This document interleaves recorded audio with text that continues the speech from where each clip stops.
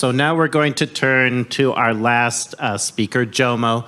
Jomo, if you can hold on just for a second while we get you set up in the room. Thank you very much, and thanks again to PERI as well as Ideas for making my participation possible. I feel terribly dejected that I can't be there with you, not only to participate in the conference, but to see many old friends and colleagues who have been very helpful and important over the years. I also want to express appreciation for the ability to relate many of these concerns to other issues. Anyway, the first part of when I'll fiddle around while trying to speak, but the first part of what I'm going to say is relates to the fact that I'm now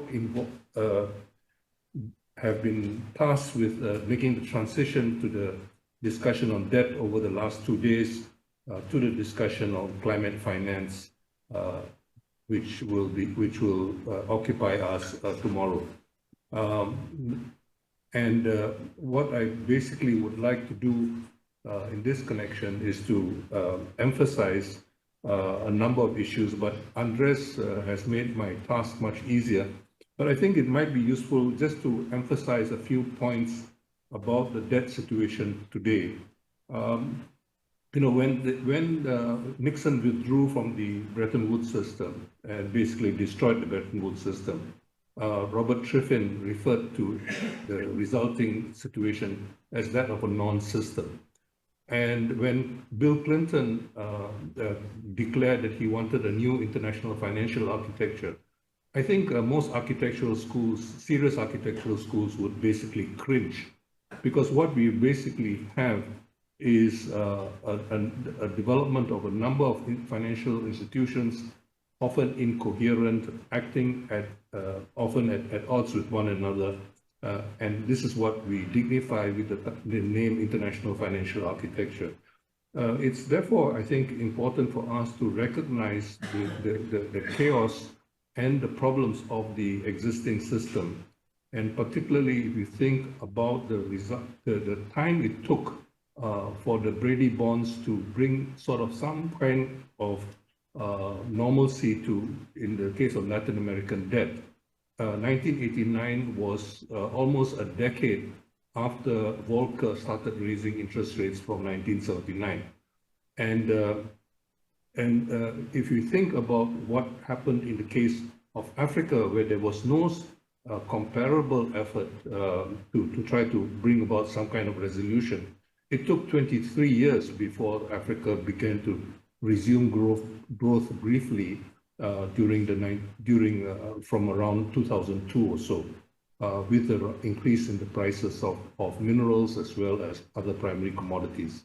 So I think I am very, unfortunately, deeply pessimistic. But much of the problem now is due to the reform, to what Michel Kamdesu did as managing director of the IMF, where Article 6 of the IMF Articles of Agreement basically has basically been taken very lightly by the IMF and staff, as well as the leadership, because Article 6 basically provides for governments to actually have control over their capital account. Now, having control over your capital account is the exception rather than the rule. And what we also find is that this time with the crisis, we have much less bank lending and much more private capital markets, bonds, and so on and so forth, as we know. And much of this problem has come about precisely because of the failure of the international financial system, if you want to call it that, and the promotion of private borrowing by people like Jim Kim, World Bank president, and then who promoted the slogan of from billions to trillions, implying that the key problem was that of finance rather than other matters. And more recently, Mark Carney, who has been promoting the idea that there's really a lot of money around and all you needed to do was to borrow to address the whole question of climate finance, among other things. So what all this has done is that governments are now much more indebted than during the 1980s. But the debt is much more diffuse. It does not lend itself to any kind of easy resolution. And what we have is a slow burning formula for stagnation for years, and I fear even for decades to come.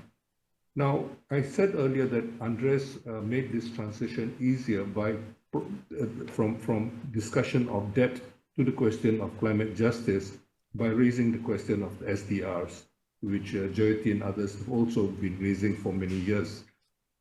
And this, I think, is quite key because SDRs can be made available not only for debt relief, as Andres is proposing, but also for climate finance and for SDG as financing, which to compensate for the complete failure of the rich countries to meet their ODA obligations, or for that matter, the climate finance obligations.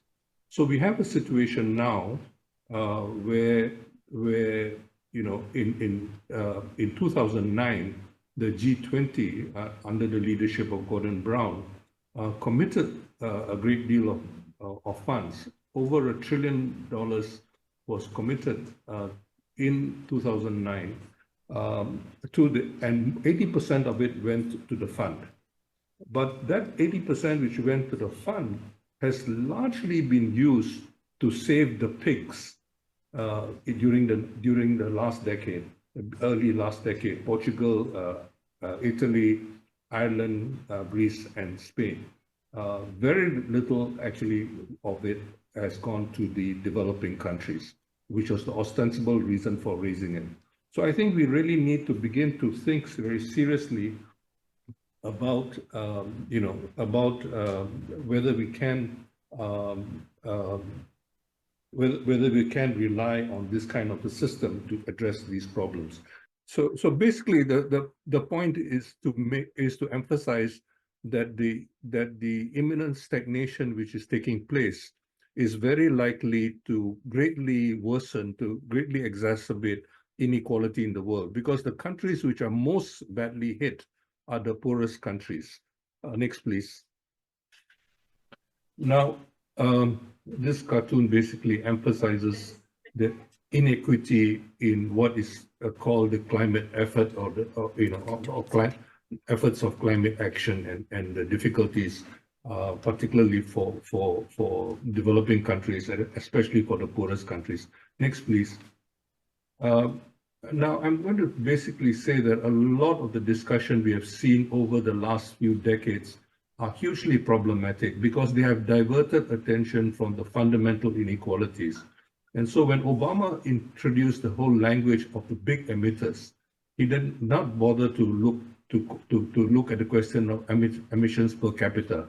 And by that clever device, he basically ended any kind of serious commitment to CBDR, common but differentiated responsibilities, which was a very key principle which was agreed to at Rio in 1992 and was contained in the Kyoto Protocol, which was negotiated in 1997. Sorry. Next, please. Now, this is a graph basically prepared by the late Frank Ackerman, who was probably the most eloquent proponent of the idea that you really needed a climate and development option. A climate-only option would not basically be very satisfactory, and then a climate and a development-only option would also not be very satisfactory. If you look at the lines at the bottom, which are very difficult to see in this graph. And of course, we reject the business as usual graph picture. Next, please. So what does a climate justice with development approach imply? Basically, among other things, next please, the most important thing is developing what we called about a decade and a half ago a global Green New Deal. The global Green New Deal was articulated and proposed by the United Nations in the wake of the 2008 global financial crisis. And the next, please. I think the key element of it is the idea of a big push, more upfront investments to reduce longer-term investment needs. We can see in the green bars that a big commitment now, a seemingly big commitment in the present, basically significantly reduces what needs to be done as far as climate is concerned in the longer term. So huge advantages of early action. Next, please. So now we also need to recognize that climate finance is grossly inadequate. I mentioned that the 2009 G20 agreement was basically a betrayal of the proposal. Without going into any of the details, the Global Green New Deal idea was accepted in name, but only in name. The over 1 trillion which was raised went largely to the IMF, and as a consequence of that, nothing went to developing countries, and the money and the resources which might have been deployed for a climate justice approach, meaning climate and development approach, was basically lost. So we find that in the run-up to the Copenhagen Conference of Parties, Gordon Brown made some promises, Sarkozy made other promises because he was trying to have a World Environment Organization like the WTO, and the European Commission made similar commitments of at least 100 billion during the period of the recession following the global financial crisis. The basic idea was that when after recovery from that particular recession, that much more resources would be deployed and so on. That has never materialized. Now, as far as developing countries are concerned, the real priority is adaptation. And of course, for the poorest countries, compensation or loss and damages, as it is officially called, is important. But of course, as you look at the funding for climate finance, almost all of it is earmarked for mitigation, with relatively little for adaptation and next to nothing for compensation. So what this basically means is that, you know, the other possible sources of finance, I don't want to get into right now, but people there, Jayati among others, have been talking about the multilateral tax cooperation, how crucial it is that it is the UN approach which is taken and not the OECD approach, which has unfortunately currently prevails, and which many developing country finance ministers have signed on to, very unfortunately. So the whole question of the concessional finance becomes crucial, and here is where Andres Arauz's proposal becomes crucial. Now, the last part of my, next please, the last part of what I have to say deals with carbon taxation. I basically, without getting into the details here because I'm really taking too much time, it is important to recognize that the carbon tax proposal or carbon pricing proposal for carbon markets and so on is inequitable in many different ways. And I just want to summarize the inequity of that. When people have had a chance to look at the slides, you can move on to the next slide and continue right to the end, because I'm summarizing all this. So basically what you have is carbon taxes which are going to be it's going to be a flat tax, basically. Okay, and as far as, and this obviously is going to be regressive in impact, the few proposals for redistribution in a progressive fashion, for example, by Jim Boyce, who we heard yesterday, and others, are basically proposals which basically think about redistribution within the country. There is no redistribution across countries envisaged, which is the basic problem as far as climate finance is concerned. Another very important issue, of course, is that the carbon taxes which are envisaged have all been heavily discounted. The reasoning for discounting the carbon tax rates because to attract support to ensure that publics basically support it. And this is, I think, hugely problematic, because when you get your, if you follow even a neoclassical or marginalist logic, when you get your prices wrong, you introduce all kinds of distortions by that kind of a logic. And so the justification for carbon taxation itself is skewed as a consequence of this kind of argument. So the third objection, which I would emphasize, is that the carbon taxation is presumed to be equitable.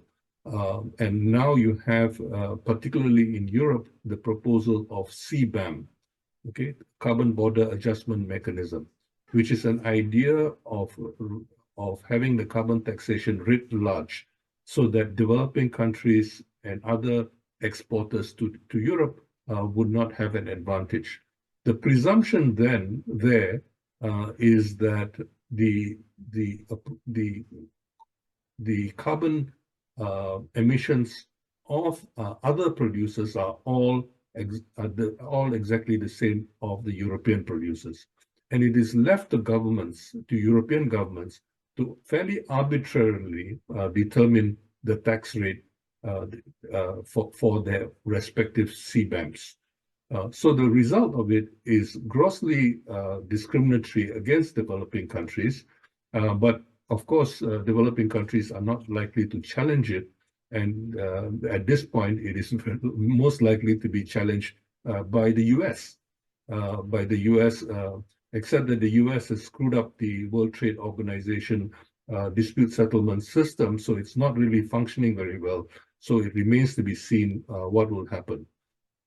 But the point I'm trying to make is that both in its impact, global warming or global heating, as I often refer to it, is exacerbating the situation, particularly in developing countries, especially in the worst off countries.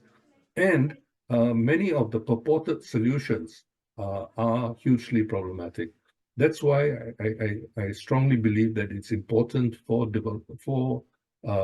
whole discourse itself to be challenged. We are chasing after chimeras such as the whole idea of net zero and so on and so forth, all of which will not achieve very much. Just to underline the CBAM proposal, it will reduce global emissions by less than 0.1%, okay? But it will effectively prevent developing countries from exporting, particularly to Europe.